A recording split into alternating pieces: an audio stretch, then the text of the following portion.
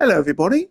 Today I want to have a look at the recent re-releases of Resident Evil 2 and Resident Evil 3. And I want to say recent, I mean literally as time of recording from about 3 days ago.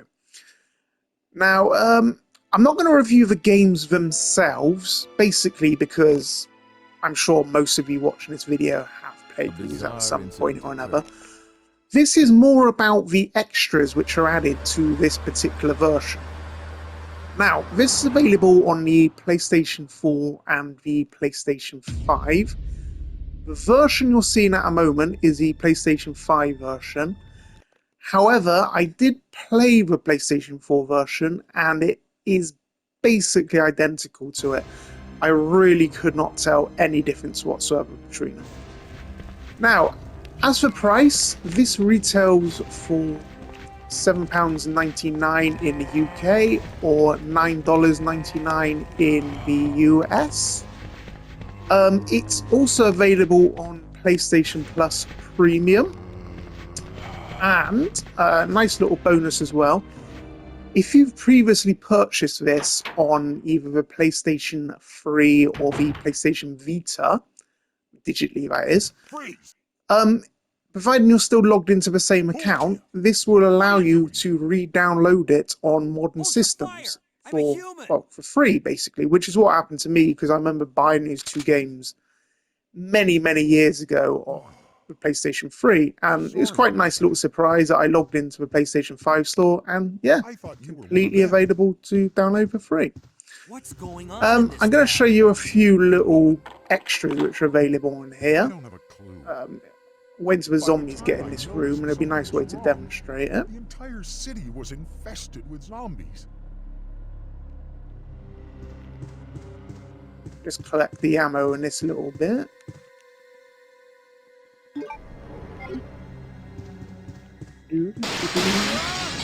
There you go, zombies come through a window.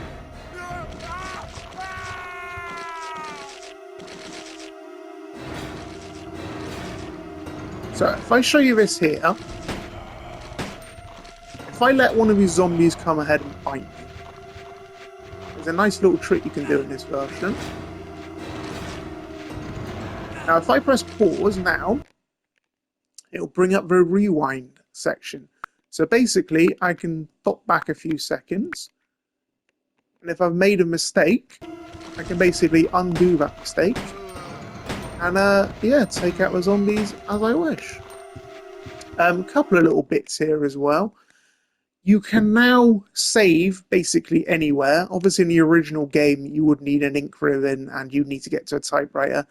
Now you can literally just go save and pick, create a new save, and yeah, there you go. You don't have to worry about getting to the ink, getting to the typewriter whatsoever. You could argue this makes it a little bit too easy, but it is a nice feature to have. I'm going to exit the room here.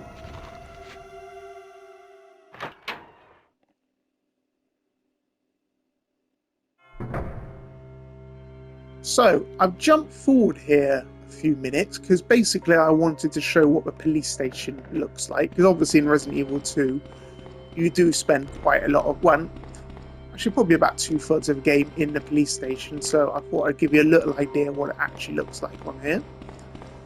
I'm just also going to show you some other little options you've got in the menus. Got here in a minute. So if I pause a game, brings up settings. You have what's called visual presets. So basically, it's your standard, as you can see. If I go modern, adds a slight tint to it, looks slightly darker. Classic arcade, which puts this weird bluish tint on it, which I do not like whatsoever. And you've also got modern arcade, which, yeah, that looks fine. I'm going to put the standard back on.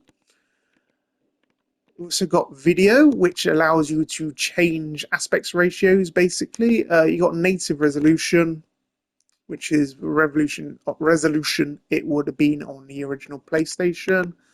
1:1, 14:3, 460x10, 16:9, which is a standard one, square pixels, and wide zoom, which is basically stretched out to 16:9, which a lot of people do like. Personally, I don't, because I think the image looks just a bit too wide for my liking. But yeah, it's nice that you have the option there. You also have colors, which obviously you can just mess about with.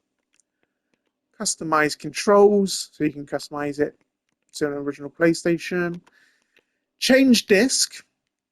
So the original Resident Evil 2 on the PlayStation was on 2 discs. One disc for Leon's campaign, one for Claire's.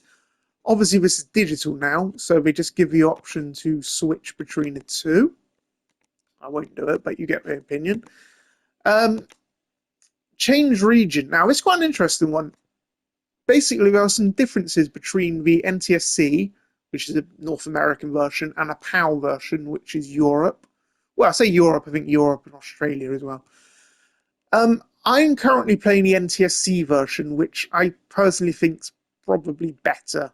You can play the PAL version, though it is missing a few things.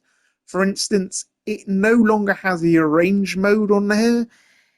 It no longer has vibration on the controller, and it also runs very slightly slower than the North American version. It's nice they included it, but in all honesty, I think the NTSC version is a way to go. And that is from somebody who is in Europe and grew up playing a PAL version. And even I think the NTSC version's superior. And last of all, you just got copyright information and that sort of thing. So yeah, overall, really nice job they've done here. Graphics and everything look nice and crisp.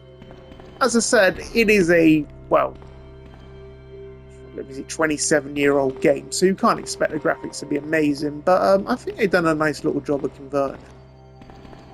Now, what I'm going to do now is swap the games over and put on Resident Evil 3, so we can have a quick look at that game as well.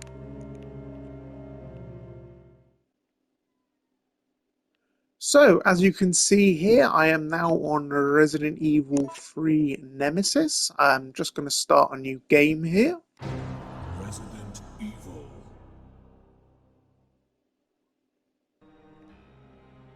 So, as you can see, I'm now in Resident Evil 3. Pretty much everything I said about Part 2 is applicable here. If I open up the menus, it is, well, it's basically identical to 2. Yeah, again, really good game this. It's same price as the Part 2 as well, so it's £8 over here and $10 in the US. Yeah, not really much else to say about it, to be honest. Both really good games, Resident Evil 2 and Resident Evil 3. I'd say 2's probably slightly better, if I'm brutally honest. But, yeah, both worth playing. The only thing I would say about Resident Evil, or these early Resident Evils, if you've never played them before, and you go into them, I think some younger people can be put off by the tank controls on them, and the fixed camera angles. To me, I grew up playing them, so it really makes no difference whatsoever. But if you've never played them before and you're coming into them fresh, I could see maybe it's a little bit of a problem.